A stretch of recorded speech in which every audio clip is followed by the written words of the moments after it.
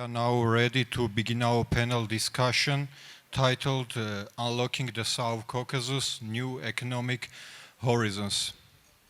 Allow me to introduce our moderator, Ms. Hanne Leconte. Dear moderator, the floor is yours.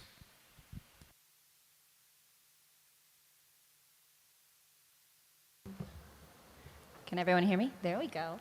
That was the fastest settling of a room I've ever seen. I commend all of you on being prompt with your 2 minutes. As was mentioned, my name's Hanne Leconte. I'm the Executive Director of Concordia. It's my sincere pleasure to be on this stage with such esteemed individuals to discuss a critical topic. The title of this session is Unlocking the South Caucasus, New Economic Horizons. As we heard earlier today from President Macron, this is Armenia's moment, but this conversation will extend beyond. Armenia, as we all know, is emerging as a hub of opportunity. Geographically positioned at the crossroads of Europe, the Middle East, Central Asia, it offers a growing tech sector, a highly educated, skilled, and young workforce, transparent investment rules allowing 100% foreign ownership, and a government actively diversifying its foreign, security, and economic policies in this very room. All of this opens immense opportunities for Western capital. Even today, we had a high-level commitment that we'll speak about regarding a strategic investment from the EU on projects related to digital infrastructure, semiconductor skill sets, innovation ecosystems, and private investment mobilizations. However, none of this investment will work if we can't unlock the mechanics of physically and logistically working through Armenia. So, this session, Unlocking Armenia, can it tackle infrastructure risk as well as address the geopolitical risks necessary to increase foreign direct investment? We think yes. TRIP, when fully implemented, would enable one of the most consequential logistics transformations in the region in decades, strengthening regional interconnectedness between Europe and Asia. Proponents describe it as a test case for peace through prosperity. Moreover, Armenia's deeper integration and prospective accession to the EU would open a second track of economic opportunity. Western firms can easily take this moment for early positioning to offer a first-mover advantage with long-term strategic returns. Our panel is uniquely poised to talk through how we actually get to there, bringing their expertise to define both the scope of the potential as well as the next steps necessary to achieve this. We will follow our conversation with a Q&A, so I encourage you to be prepared to participate as well in this important discussion. But first, we'll hear from our speakers. To my right, the Honorable Vahan Kostyan, Deputy Minister of Foreign Affairs for the Government of Armenia. Welcome. We have Sonata Kolter, Deputy Assistant Secretary at the Bureau of European and Eurasian Affairs for the Department of State. We have Mzia Georgobani, excuse me, Mzia. Actually, I skipped that. We have Adrian Kelly, Adrian Kirali, Director of Eastern Neighborhood and Institutional Development for the Director General, or DG, for Neighborhood and Enlargement Negotiations of the European Commission. Next, we have Mzia Georgobiani. I just needed the second chance. She is the Deputy Minister of Regional Development and Infrastructure for Georgia. And towards the end, we have Murat Aslan, Senior Researcher for SEDA in Turkey. Welcome, panelists. I'd like to begin the discussion with an overview of the opportunity, and the very best person to speak to this is the Deputy Minister. Honorable Vahan, Armenia has passed legislation formally launching its EU accession processes, and this period of European summits, including the very conversation happening today, mark a westward lean in foreign policy. How does the Ministry of Foreign Affairs view the relationship between EU integration and TRIP? Are these two parallel tracks, or does one reinforce the conditions for the other to be successful? Thank you very much, but before answering your question, I guess we agreed that we are going only to use names. So, moving forward, purely good. Vahan. Excellent. Just want to welcome you all and my friends and new friends, and thanks for being in Yerevan. Hopefully, the Yerevan Dialogue, third edition, will be very productive and interesting for all of you. And coming to a question, you know, there is no the processes that you mentioned, the deeper cooperation and integration with the European Union and trip, but in general, the opening of communications in the region, there are not even parallel processes. There are two components of the same process, which I would call building prosperity and prosperous Armenia. We do believe that the opening of the borders in our region will definitely become an advantage, not only for us and for Armenian economy, but also for South Caucasus. But the impact of the opening of communications in our region will go even wider than South Caucasus, because our region nowadays, given also the logistical disruptions that we're seeing in different parts of the world, has a really big opportunity and competitive advantage to become link unimpeded connectivity between Europe and Central Asia. And here we're working on this direction with all of our partners. Of course, United States is our preliminary partner with whom we are going to implement the TRIP project, as we're going to found a joint venture in near future, I guess, already. And with EU we have multiple projects which are related but not limited to connectivity. Even today, during the EU-Armenian summit, which was happening today morning, we had several very concrete agreements related to connectivity but also economy. Just to mention a couple of them, we agreed that Armenia and European Union are going to launch connectivity dialogue. We're going to launch transport dialogue with the European Union. We published a declaration on partnership when it comes to the issues of connectivity. We agreed that we'll be working much more on energy and other issues. And for example, coming to energy, now we agreed that the European Union will support a project to build storage capacities in Armenia. And why and where the storage capacities are needed right now for the Armenian infrastructure and economy. Because an Armenian-American company, Firebird, is going to build 110,000 GPU data center and AI factory in Armenia, for which the US government and Department of Commerce gave a license to us, which was a very important political decision coming after, followed by August 8th. So with all this said, these are only a few examples how things and the policies that we are adopting and we are trying to implement are complementing each other. Many thanks. And I know we'll hear from Sonata shortly on some of those additional examples or ways that the US government is positioning. But prior to going to that side of the Atlantic, I'd love to turn to Adrian. Adrian, the EU-Armenia Summit, I'm sure you're equally excited about some of these deliverables that Vahan just mentioned, but truly a significant step in Armenia's European trajectory. And congratulations to everybody in that room who's been a part of the milestones achieved thus far. In your role as Director of Eastern Neighborhood and Enlargement, what are your next steps for Armenia's closer alignment with the EU? Thank you very much, and good evening to everybody. It's nice to see that there are still a lot of motivated people in the room, in spite of the fact that it's a late hour. So, indeed, on the question that you're asking, well, I have to say that EU-Armenia relations have never been closer. And if we see everything that is happening in Armenia these days, it's really Tell it closer to Mike so that everyone can hear that EU-Armenia relations have never been you want me to? Okay, I will repeat. So indeed, EU-Armenia relations have never been closer than before, and if we see all the things that have been happening in Armenia or will be happening in the coming months, Yerevan is really the place to be. We should not forget that the EPC was yesterday. We had the first ever EU-Armenia summit today with all the deliverables that Vahan has just listed and even more so.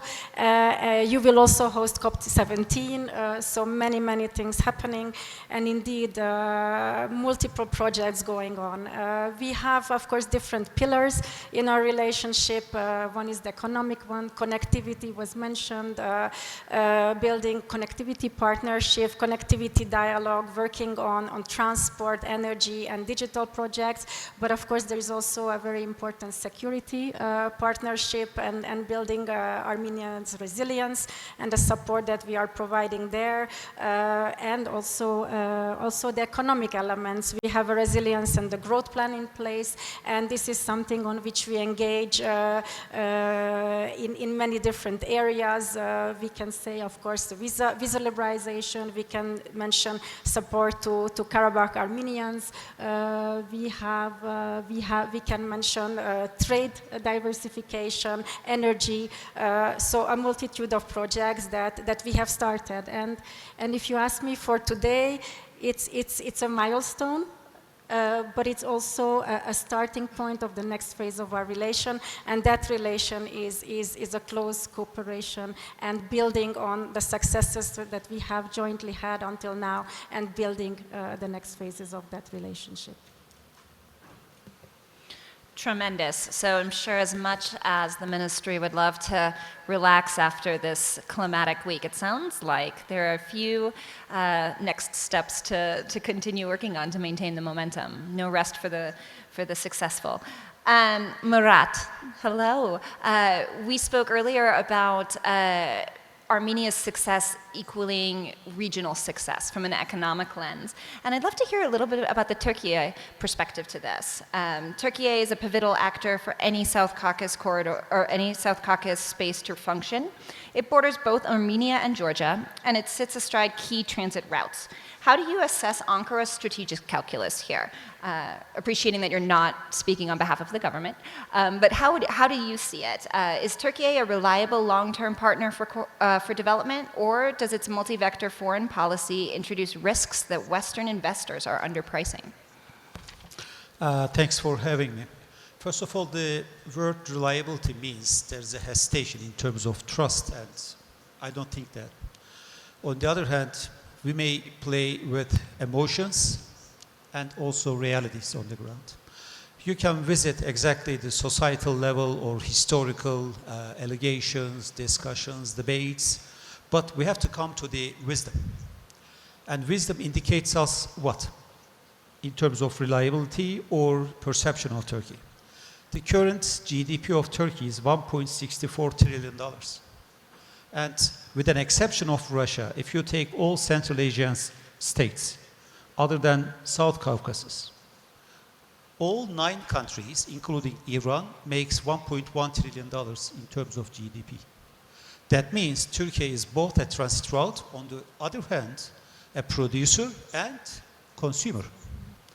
In this sense, especially a project like TRIP or integration of Armenia to the regional calculus will benefit Turkish economy, and the vision must be must be clarified in a very broad terms, because once we are not aware of the big picture pursued, I believe, well, there will be hesitations, as can be understood in your question in terms of reliability. Well, Turkey does not want to see any country isolated in the region. Why? Once a country is isolated, you make it marginalized and expect fragilities.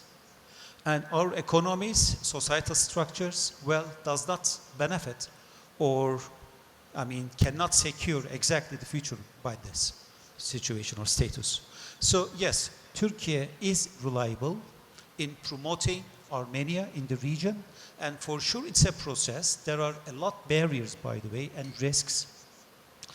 And there must be an end to the decades-long or centuries-long allegations or disputes or etc. And we have to come to the terms of wisdom. This is exactly what I believe. And please just let me remind you another thing. it's important to understand the role of Turkey in the region. Turkey is just in between of 3 continents, 3 regions, and 3 seas. In this sense, whatever happens in Balkans, Caucasus, or the Middle East will have an impact on Turkey, or Turkey will shape it, either by active defense, passive defense, sometimes aggression if the threat is existential. But what I believe is that Armenia, Caucasus is one region that Turkey is interested in, and the vision is to include this region to the inventory of promoting prosperity, because the aim of one state is twofold: security and prosperity. So I think we should combine both once you are talking about Caucasus. Thank you. Thank you so much. And just as a show of hands, if anybody, first of all, who traveled into Yerevan for today's forum? Lots of people, wonderful. Who traveled using Turkish Airways? There we go, there we go. So I love to see, again, this integration and the opportunities here coming together in real time. Let's start talking a little bit about some of the risks that are going on or going through the minds of prospective investors. I'd like to turn to Mazia.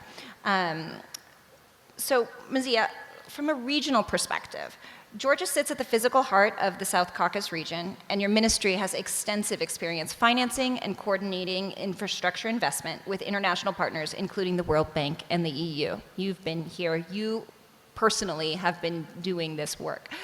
So in your eyes, if you were to, say, be on a panel with leadership from Armenia and have the opportunity to share, what are the most critical infrastructure gaps that you see in either Georgia or Armenia as we're thinking through these pieces that you're working to close, and how should Western investors think about the risk and return profile of projects in this space?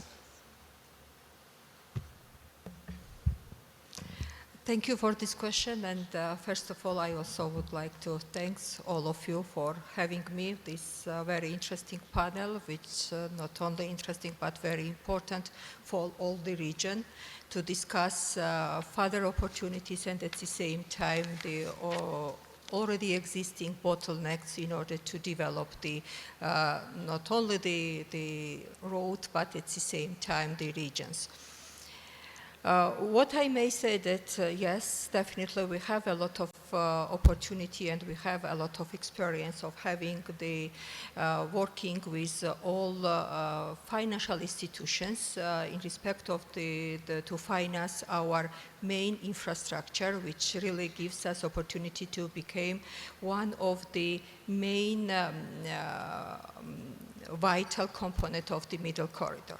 It gives us the possibility, and when we are talking about the bottlenecks, so we are talking about our priority not to build from scratch, but to remove all remaining bottlenecks along and already existing roads. And in this respect, we try to expand our possibility in this respect.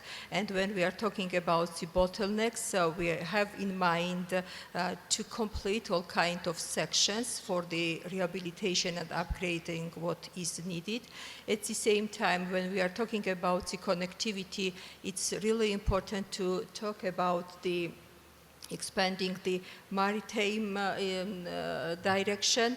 In the same time, when we are talking about the connectivity, we also have in mind to have a new airport, which also give us the possibility to receive the more cargos types of airplanes. And of course, there are no connectivity without the energy. And in this respect, I also want to highlight that we all understand that the Black Sea under the cable is one of the flagship projects which is will be beneficiary for all of us.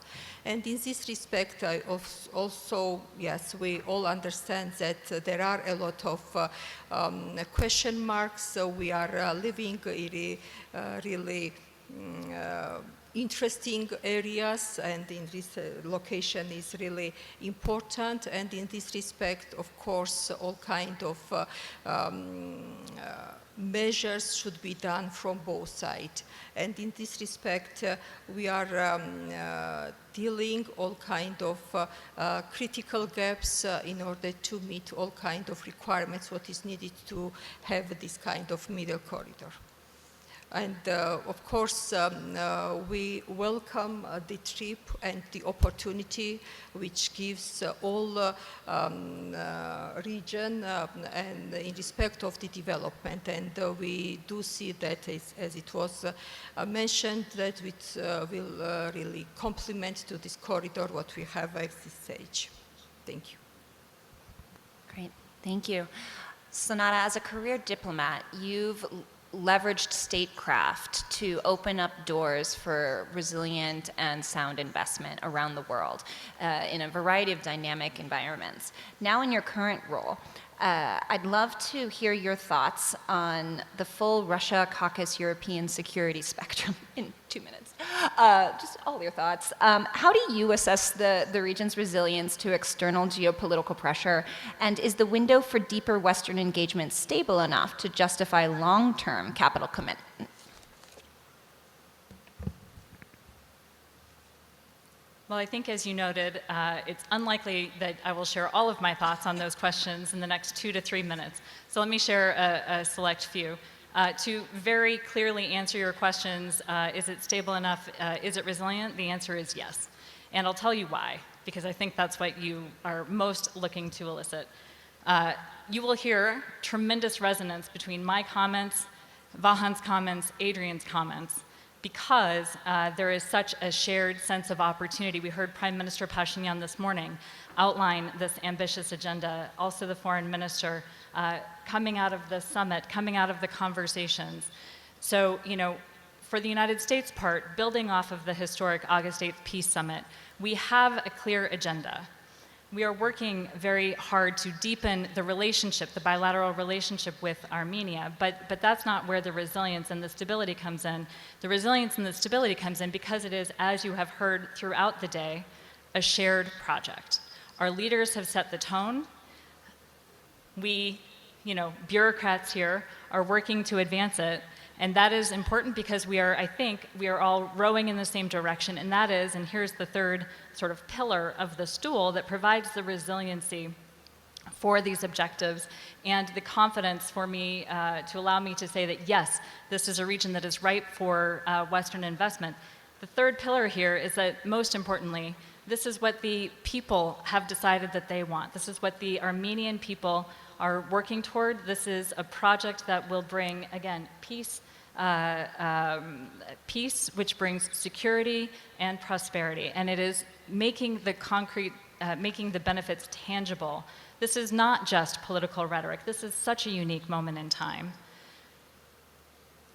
It is a collective opportunity for us to make this real, to help the people of Armenia feel the benefit, to help the people of Azerbaijan, to help the people of Georgia really benefit from the connectivity, from this region-wide project that our leaders have set out for us. That's what provides the stability, that's what provides the resilience, and makes this an opportunity and a region ripe, absolutely ripe for Western investment.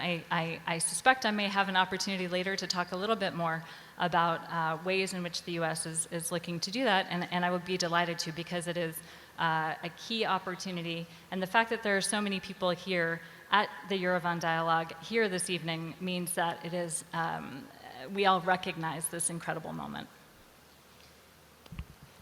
Thank you so much. As we think about that recognition and the ownership behind it on behalf of the Armenian people, Vahan, I'd love to hear from you if you were speaking to an audience of Western businesses, which you are, who are, as they assess entry, as they come up with a strategy and a plan based on the rhetoric that Sonata just shared about the resilience and the buoyancy right now that could underpin it.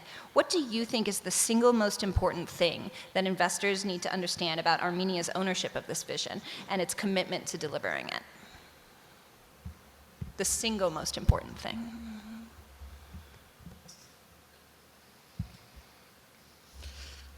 Well, it's very difficult to identify probably one single aspect of everything, but I tried to get a catch, like a hook for it. Okay. I'm sorry. You can identify more than one. It's fine. thank you for the opportunity. Let me tell a couple of layers which can be interesting for investors now. Interestingly, one of the most hostile regions in the world probably now is one of the safest regions in the world. I mean, look what was happening in other parts of the world, in Middle East, which were considered to be the safest. Now, during the last months, we saw many people which were coming to Armenia temporarily to stay because it was safe in Armenia. It was safe not only in Armenia but also generally in South Caucasus. So this is very important, I guess, for foreign direct investments to make sure that the money is in safe area. Second, we're looking to future-oriented projects in Armenia, and when the government is building necessary infrastructure to assist. Giving the same example with the AI factory, which is it's already started. They already started the construction process. Government has a very important stake there. Third, we are building our connectivity and communications with all of our neighbors. Hopefully, soon with all, let's say. But for example, with Georgia, we are now working on a new electricity transmission. Georgian side and our side, we are working to enhance the quality of roads which are connecting. We are speaking about having a joint customs control on borders. We are going to have. We're going to build a new airport terminal, which is important for businesses to come to Armenia. We are digitalizing the systems as much as it's possible. And last but not least, we're working to make sure that the rule of law and justice system is matching the highest possible standards. And again, here we're trying to digitalize and use e-justice systems as much as it is possible in order to make the human factor less. And here, again, European Union is one of the key partners of ours with whom we are developing the reform agenda. Thank you. Before we move the discussion over to implementation and opportunity, I want to pause just one more round on risks or anything that might drive hesitancies for Western investors. Murat, I'd love it if you could, from your perspective outside looking in, we know Turkey is a massive investor in spaces. Are there other or any risks or concerns that still need to be worked through or that should be raised? Thank you. First of all, let's again zoom out and try to understand the prominence of this region, especially for global economic health. We know that there's a problem at the very south, Hormuz, Babul and Mandeb, and think that if there are no alternatives or contingency planning, well, the global inflation will endanger all of us. All of our wallets will somehow, shrink and will disappear. In this sense, I think we can't take Caucasus out of the global reading. This is the first thing. If you take the risks, I would categorize it in three different tiers. The first one is Russia, another one is Iran, and for sure the third one is the political continuity, especially in the region. For Russia, I have a hypothesis, and I drafted this idea in a report of the Strategy Center of Romania. It was the collapse of Soviet Union as a trauma that Russians perceived the decade after this collapse as stagnation. and the withdrawal takes you to a collapse. That's why there are options and you have to be aggressive. Then we see Russians in Ukraine right now, and usually people ask, what's the next? Kazakhstan or Moldova or another country.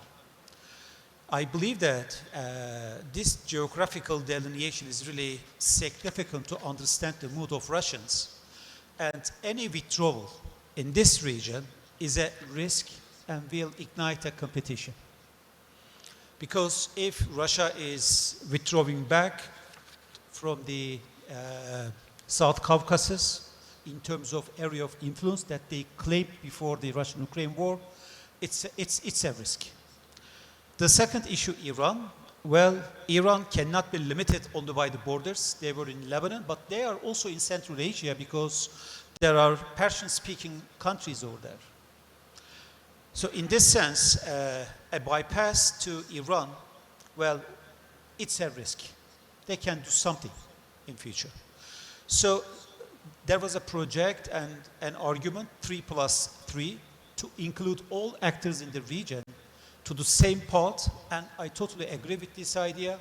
If there is a process for a collaboration, I think we have to include all actors. Otherwise, they will start challenging. And for political continuity, today the governments in each country, Georgia, Armenia, Azerbaijan, Turkey, or the others in Central Asia, they support the idea of a loose integration. I mean, not a supranational sort integration, but integrating in terms of economies, trade, and it will be the one that will provoke, spillover effect. I think this political willingness should have a continuity in future, this regarding exactly who is in charge with any government. That's very important. But this is also a fragility if any actor like Russia and Iran is excluded. So we should be aware of these risks, though. It should not stop exactly how we encourage the governments and also proceed the current engagements, I believe. Thank you. Thank you for raising such important points. We're going to take about 5 more minutes with the panel and then turn to the audience. So this is your 5-minute warning to come up with brilliant, insightful questions, not comments, not interjections, not doctoral theses, but questions for our speakers, and then we'll continue moving forward. Before we get to those questions, though, Adrian, can we speak a little bit more about some of the investments towards integration, EU integration that Murat was referencing that have come up in some of this conversation as well? Specifically, the EU is committed financing to the Trans-Caspian route, and it's launching the EU-Armenia connectivity piece that has been referenced a few times. How do you see European Commission's role in supporting Crossroads to Peace? Well, thank you.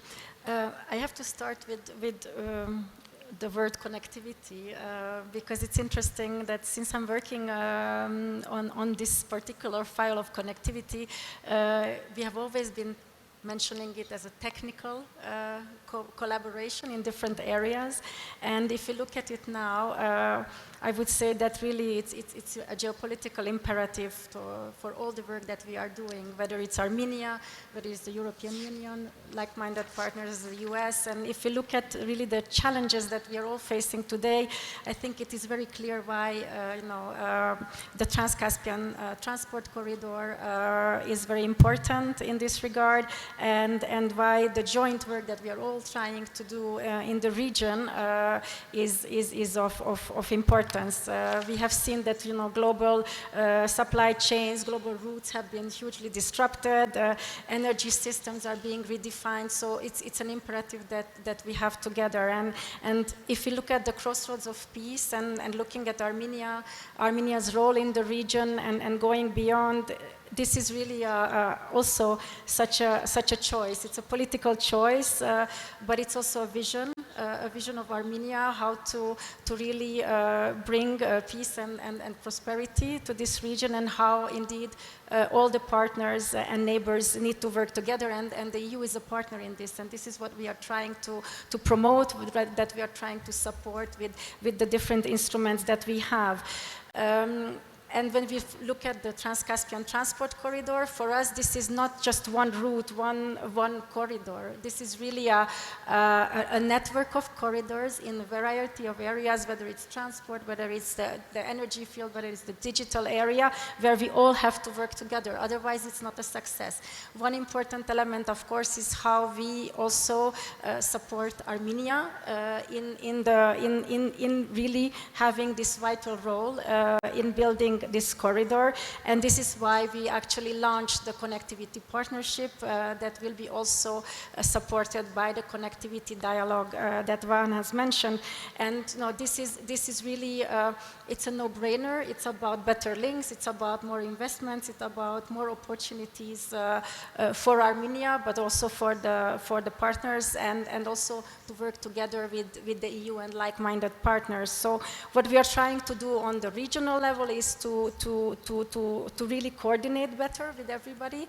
We are launching actually in June, the 23rd of June, a coordination platform for the South Caucasus and Black Sea countries, where we will look at how we can all collectively work better together. And we will invite, of course, the international financial institutions, but private sector, like-minded partners like the US to really work together both on infrastructure project but also on soft measures. This is not something that we have not spoken about so much, but this is also very important to address the bottlenecks that Zia was talking about. So this is on the regional level. Now when it comes to the connectivity partnership, we will work with Armenia on transport, on energy and digital, on identifying key projects, priority projects. Today we have actually announced the reconstruction, some of the BCPs with the partners towards partner countries, Turkey, Azerbaijan, and this is very important in rebuilding the transport links. On energy, Armenia has a huge potential in renewables, for example, but also energy storage, interconnection, so these are key areas. And then on digital, I think Vahan has already mentioned AI. There's a very promising digital sector in Armenia that we would like to build on. We have launched a number of very concrete projects today with letters of intent that were signed with promising companies, and we will be actually further promoting this through a call of expression of interest that we launched towards the private sector, both in Armenia, in the EU, and in the EU to bring private investment and new projects to the country. Actually, this call for expression of interest is open as of today, so interested companies can already start looking at this. That sounds like a perfect action point. Thank you so much. For networks to truly work, they have to coordinate, speak to each other, be harmonized. I'd love to hear from a Georgian perspective, as route volumes grow, how Georgia is ensuring that its infrastructure development keeps pace in a way that meets the interoperability and regulatory standards. All of this is what makes it attractive, of course, to FDI and international investment. So Zia, on your thoughts on what Georgia is doing in this space? Thank you. Definitely, when we are talking about the development of infrastructure in this respect, we have to think that infrastructure expansion must go hand in hand with standardization and integration. There are these three main points on which I want to highlight and to make the point on this respect. One is this fiscal connectivity. This is the issue we all, and this is the topic on which we are investing a lot, and we will continue to investing in this in order to assure the fiscal connectivity, but at the same time the operational efficiency and digitalization is the key. When we are talking about the operational efficiency and digitalization, it means that we have to be in line all kind of requirements and all kind of needs what our neighboring countries have.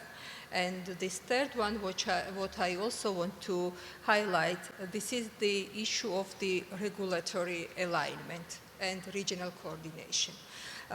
This is something we have to put all together, all kind of attention and attempt in order to guarantee an uninterrupted flow of any kind of cargo, information, energy, on any kind of issues which will benefit to all the countries. And when we are talking about the, in general, of the development of any kind of corridors or something, we fully understand that it will bring the economic development, not only for each country, but the wider region. And it is also to be highlighted, and we fully understand, we all neighbor, that this kind of cooperation is needed in order to guarantee development, economic development, wider region. And as we are talking about the connectivity, and we are connecting the east to the west, and we try to find out and to have the shortest way how we are connected to the east to the west. In this respect, definitely we are talking from the economic perspective, because it brings the economic development not just for the countries or through this corridor, but the wider to the areas, the regions. Thank you.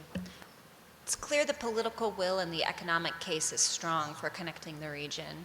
Sonata, I'd love to hear how you see, I keep saying, how the U.S. government, how the administration is working to communicate this to private sector and to facilitate more U.S. investments into Armenia and the broader region. So, whereas some countries can direct their companies to work in a specific market, that is not the case with the United States. U.S. companies will go where they believe they can make money. That is how it works. And so to that point, I think Vahan's comment about the absolute importance of rule of law and predictability. Predictability in this case is key. And we are working to signal that U.S. interest, U.S. commitment to Armenia, to the South Caucasus is not passing, not fleeting, but rather this is long term. It is of critical importance. This is a key region, and the broader interconnectivity is going to continue to be valuable over the long term. To signal and to demonstrate the stability that companies need to be confident to make investments. On the political level, we've enhanced the relationship, we've enhanced the strategic partnership between our two governments, and we are working together to attract Western companies here. The United States is very proud that we have U.S. private sector investment in Armenia's first large-scale data center. We're working to build out cooperation in civil nuclear energy, but certainly these are only the beginning. And it is we are absolutely convinced that as construction begins on TRIP, as we continue to realize the President's vision for this multimodal project, that this will create additional opportunities for U.S. and for other companies here, both in infrastructure and beyond. Practically speaking, what we're doing is to help U.S. companies understand that there's an advantage here for the early adopters, for the early movers, right? There is this closer cooperation that is burgeoning between Armenia and the West is filled with opportunity. The United States has been clear that we see vibrant political relationships between countries as being underpinned by vibrant economic and commercial relationships. And so that's what we're working to develop.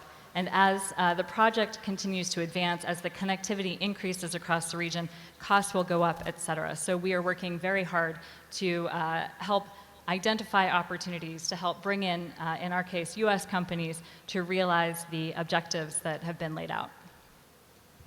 Amazing, thank you so much. We'll close the panel with some thoughts by Vahan on first mover advantage and the opportunities that exist. But before doing so, I want to turn to the audience. I believe we have time for one, maybe two questions, if they exist.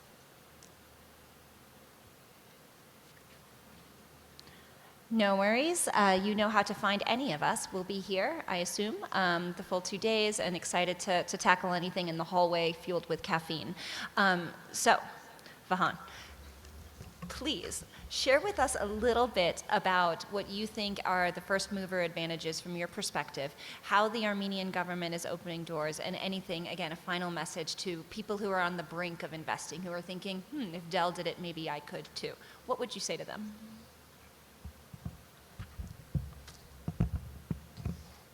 Well, this is the most difficult question for someone who is coming from Ministry of Foreign Affairs. But anyway, Armenia is a country which is democratic, which is safe, and which is going to continue the path of constantly investing in developing our own capacities and our own knowledge and our own environment. And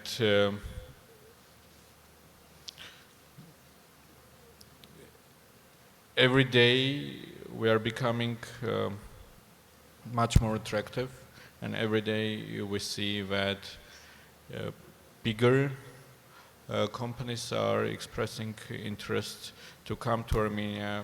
If we're speaking about digital, many of the famous multinationals are already in Armenia. Now we're building a new academic city. We are building a huge infrastructural projects. But if I try to be very brief, during the last 8 years, starting with the Velvet Revolution, coming to August 8, peace agreement, we numerously showed that some things which at first glance seemed to be impossible are getting possible in Armenia. I love that. I always like to try to synthesize comments to support everyone's X or LinkedIn or, chats on what came out of a panel. But as you can see, these are deep, complex issues. Every country has its unique story to tell and landscape or opportunity landscape to address, and none of it can boil down to one single word. But I have three. So first, the impact for the region, the economic potential, it exists at scale. So it's not just about unlocking one piece, but the potential for dominoes to line up and for this to be a truly meaningful moment in time. Second, that connectivity is a geopolitical imperative. Every panelist in some way spoke to the importance of thinking through how countries, people, companies speak to each other, and what mechanisms are necessary for things to flow in a more smooth way. And this is not a nice to have, it is a need to have. And finally, that the opportunity is real. It is now. It is exciting, and it is something that I would assume everybody on this stage right now invites you to really consider. So with that, thank you so much to our esteemed panelists. Thank you to the Yerevan Dialogue, to everybody who's part of putting together this tremendous event in this moment in time for Armenia. We are grateful for the opportunity to be here.